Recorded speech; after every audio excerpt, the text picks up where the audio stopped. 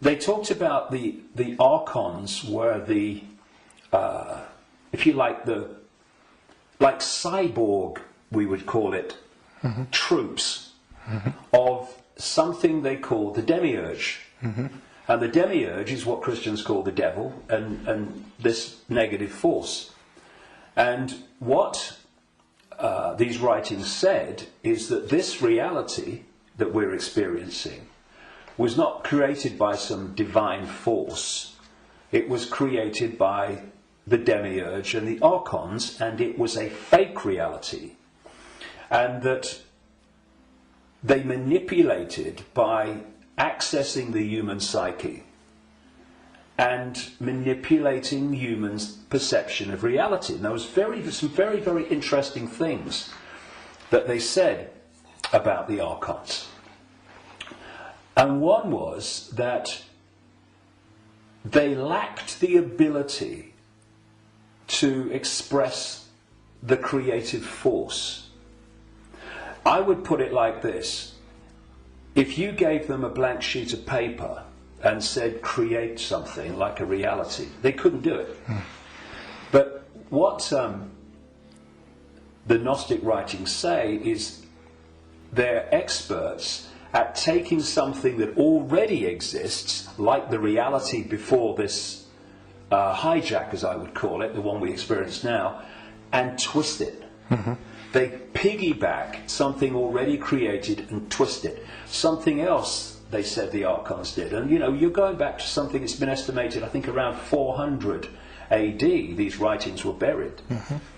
And that is that the archons parasite off everything. They parasite off human society in many, many different forms. And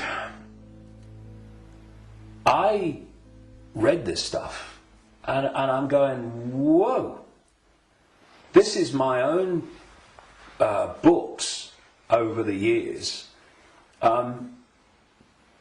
found in a jar in Egypt. Not all the detail of my books, but the basic themes, because it fitted totally.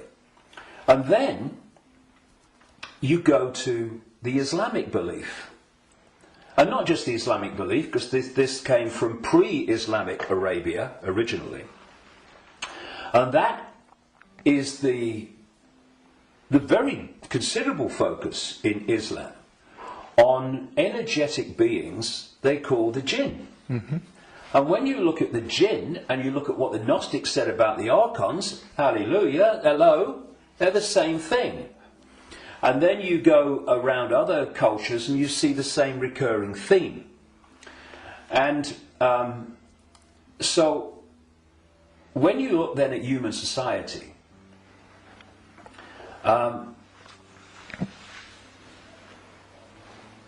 who creates, what is the creative force within human society? Humans. Should be. What do these families that I've been exposing all these years, what do? They piggyback off that creative force and manipulate it and direct it in a way that suits them. What do these network of families also do? They parasite off human effort, human labour, human energy, human creativity. The banking system, I rest my case.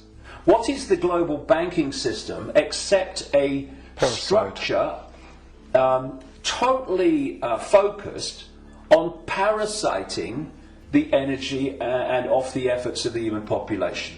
What is taxation in the way that it is today? It is parasiting of human efforts and human creativity. So what I also found interesting is that the archons are described as we would say like cyborgs. They almost like, they're computer-like, and they serve this force they call the demiurge. Well, I've been talking about these reptilian entities that operate outside human sight but can come in, and the archons can. but they can't stay for long because of the frequency difference. They can come in for a while, but it takes so much energy to stay in our reality because it's not their natural frequency band that they can't stay for long. And what they've done, just a quick aside before I continue that thing about the reptilians, what they've done is they have created a network of bloodline families going way back to the ancient world, which represent their interests with invisible light because they can't come here and stay for very long. So these families, where their outer human form, if you like, is operating within the frequency band of visible light, they are the Archon representatives within human society. And this is why you get this network of families that sit on top of the banking system, the transnational corporation network, the media ownership level, top of science, top of the education system, top of the military, top of the global intelligence network. These are these families representing what the Gnostics called the Archons. And I was just going to say a few minutes ago, when you look at how these Archons are described, they're just like the reptilians that I've been writing about for years in terms of their computer-like structured to the point of obsession society, which absolutely knows its hierarchical place. Every level knows its hierarchical place in it. And it's very robot-like and computer-like. It's not a flowing creative force. It's very structured. Boom, boom. And that's how the Archons are described. And they have no compassion, no yes. I mean, empathy. The only one time I've taken psychoactive drugs in my life was in 2003 in a rainforest in Brazil when I took a rainforest potion called ayahuasca.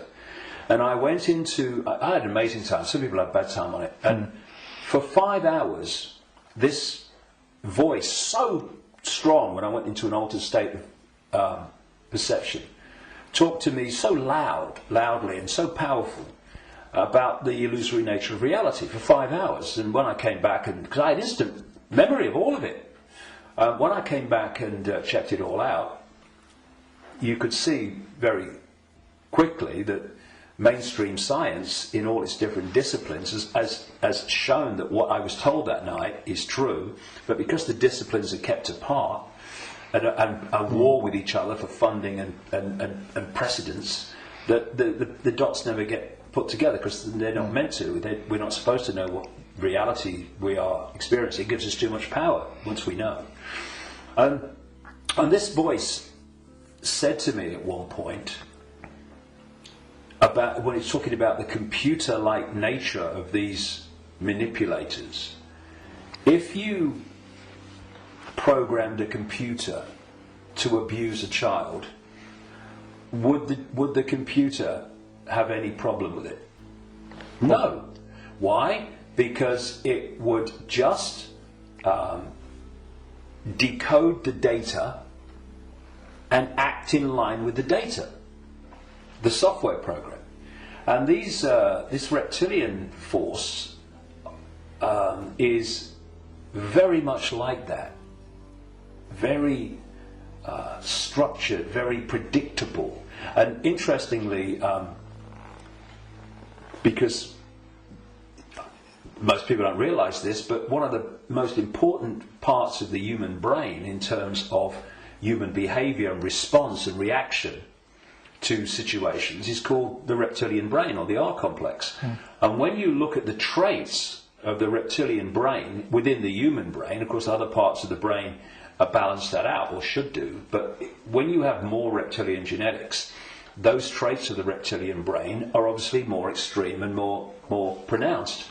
And one of this is mainstream science, one of the key traits of the reptilian brain is obsessive ritualistic behavior.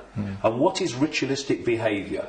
It's following the same pattern, day after day, week after week, repeating repetitious behavior. Now, this is robotic. And so you've got the reptilians described in those terms, the archons described in those terms, etc. And these forces are different expressions and names for the same thing. Now, one of the manifestations of this network of bloodlines that represent this archonic reptilian force within human society is the royal families going back to the ancient world and the aristocratic families that surround them. Why? Because where did the idea that certain bloodlines should be king or queen of a people, and you have this hierarchy, because this is the other thing about reptilian genetics and the reptilian brain, it's obsessed with hierarchical structures of power. Look at our world. Look at the royal families and the aristocracy. It's absolutely rigid with hierarchy. Everyone knows their place. You're a viscount, you're a baron, you're a lord, you're a king, you're a prince, and all this stuff. This is the human expression, or the partly human expression, because they're hybrids, of the reptilian archon obsession with hierarchical structure manifested in our world. Because what they're doing is bringing that archonic reptilian reality into our world and making our world like theirs more and more and more.